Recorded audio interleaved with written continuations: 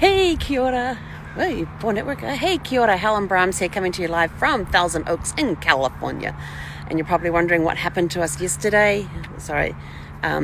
Well, yesterday we ended up at Rancho Ozo, which was down in this valley in the bottom of these mountains with absolutely no cell phone service and no Wi-Fi connection at all. It was brilliant. The road going in was one of the scariest I have ever driven in Sparkles so far. We are talking a 2-lane road with no center line. That's how narrow it was. It was actually quite scary, but we got in and we got out.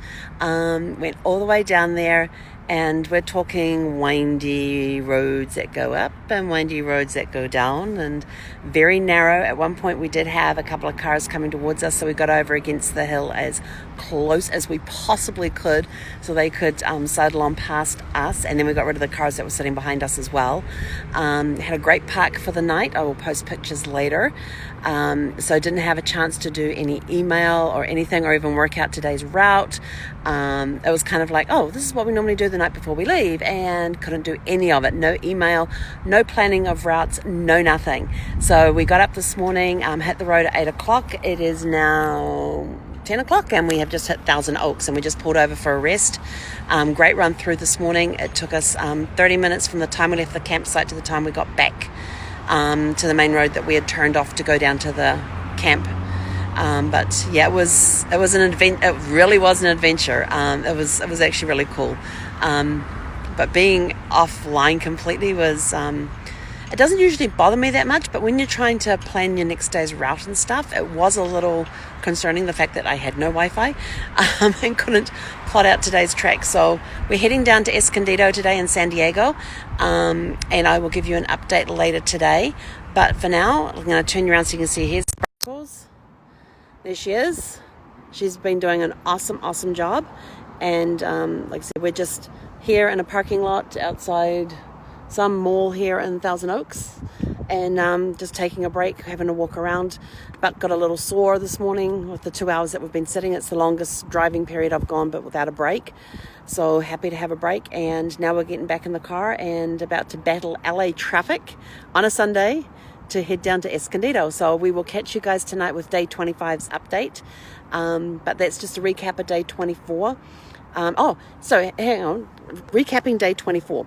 So we left Yanks, we headed to Solvang, actually caught, we didn't know it was on, but they had wheels and windmills on. There was all of these American muscle cars, American classic cars. There were some hot rods there. They had basically the center of downtown Solvang was closed off to traffic. Well, actually, no, they had traffic going through there, but very little. Most of it was lined with all these beautiful, I mean, there were some gorgeous cars there. But we stopped in at the Solvang restaurant to have some, what are they called? Alverskitas, I think they're called. They're the little round pancakes. They're basically a pancake mixture, but they cook them to make little round balls. We stopped off and had some of those. And then got back on the road, and we had no reservations. But I knew Rancho Ozo wasn't, it said it was 34 minutes away, so we drove there. I did not realize how far off the road it was, or what the road was like going in.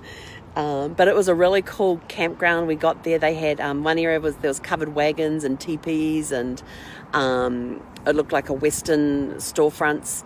The Western storefronts were all cabins. You could stay in the teepees, you could stay in the covered wagons. They have 5 covered wagons around a fire pit, so you can actually book it out, and I think it's 2 people per covered wagon, that you can actually stay there. And so I thought that would be a really cool getaway for like 5 couples or something. A group of friends get there and go stay in some covered wagons and have some fun around the campfire.